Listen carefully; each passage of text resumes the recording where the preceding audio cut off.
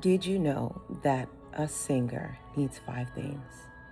Welcome back to Notes from a Songbird podcast with yours truly, Myra DeShields Farrell. I wanted to give you a little pop up tip for those who are exploring the world of singing. You need five things. You need a trained voice, a strong mind, a compelling performance, musical understanding, and a clear artistic identity. Let's talk about why. A trained voice is what gets you hired or noticed. Noticed enough that hopefully it goes somewhere, however, wherever you want to go with it. But for me, a trained voice means you have opportunities opened up to you because of your vocal training, whether that's Broadway, whether that's performing in a dive or gigging or whatever it is. People want you to have a trained voice because they know they can work with that voice. They can have the sound produced that they like come out as a result. You need a strong mind as well because in this world of singing, there will be competitors. There will be people who sometimes will make you feel or try to make you feel small, as if you're not worthy, as if you don't stack up because maybe you don't have the training they have. I was listening to a podcast the other day, or actual singer. She's a backup singer for a famous artist, and she was saying that when she first started off, she wasn't good. She had to keep at it, keep driving herself forward. She even commented on the fact that she was happy that she did not get signed or noticed early on because she said it wouldn't have been the right time for her. I think I believe in that as well. I was talking to a young person the other day. He told me, oh, I'm 10 years old. And I went back in my mind and reflected, man, it 1 year less than 10. I was 9 when I first started singing. Imagine if someone would have discovered me at 9 years old.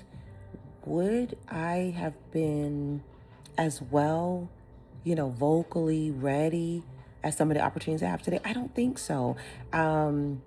Back when I was growing up, there wasn't a lot of opportunities. And if there were, I was not afforded those opportunities because I did not have appropriate access to individuals or people that could make those things happen. So my story is making things happen for myself, just grinding, grassroots, 10 toes down, just doing what I have to do.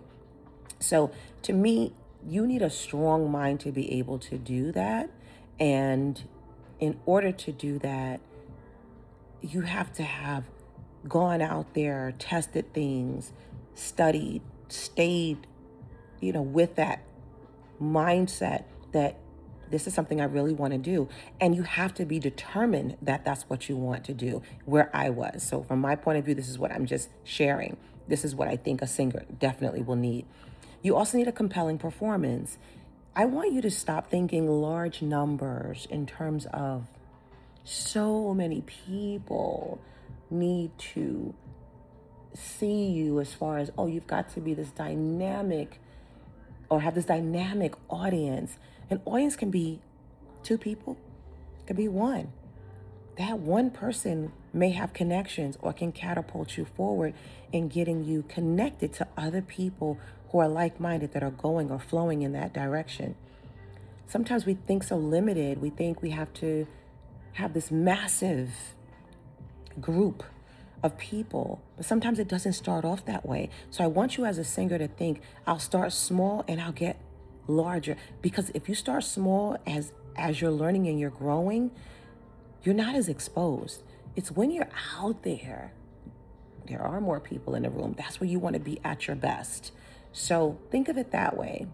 Think of it that way. And even as experienced as I am in singing before crowds, I never change the way I perform just because the crowd is larger or smaller. Now, I may sing bigger, that because of the room size and things like that, but I'm always going to perform at my best no matter how many people are in the room.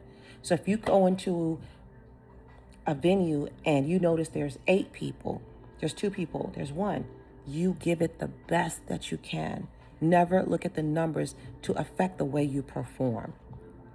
Music understanding. You do need to understand music. You do need to have musicality. You do need to be able to pivot. You do have to put your best forward Do what you can so that when you are noticed, people say, that person's not to be played with, or people look at you from a standpoint of a professional. Always show up as a professional. Never take that for granted. So really look in terms of your musical understanding. Understand where people want to go in the song. If there's backgrounds, where do they want you? What notes do they want you on? You really have to get that ear trained. All right. You also want to understand vocal. What should I be doing with my voice? You need also, I'm going to move on to a clear artistic identity. Who are you?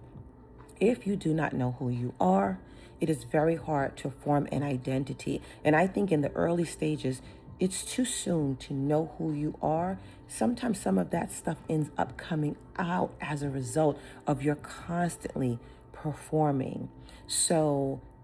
And singing. So I want you to sing. I want you to, even if it's no one in the room, sing as if you're performing before a group of people.